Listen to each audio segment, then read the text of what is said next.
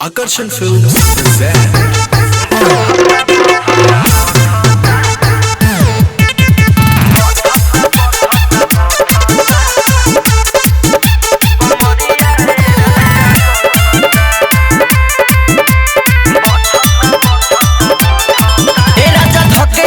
बारी मरोड़ देलो मैं दर्द बड़ी बेजोड़ देलो का कही राजा धके बारी मरोड़ देलो मैं दर्द बड़ी बेजोड़ देलो बजतावे पारे जब ऊपर बावे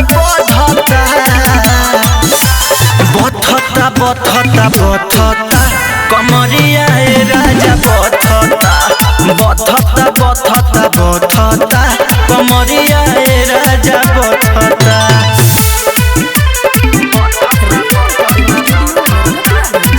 म्यूजिक बाय आर्या दास।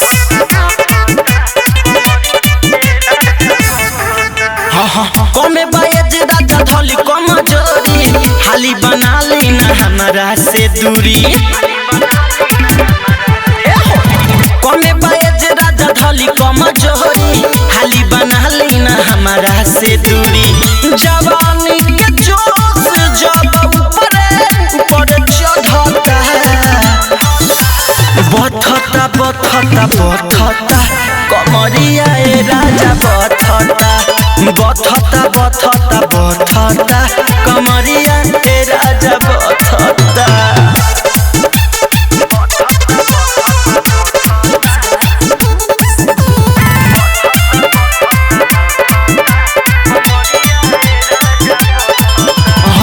मरद के नाम पर तू बारह कसाई लागता हमारा के देव मुआई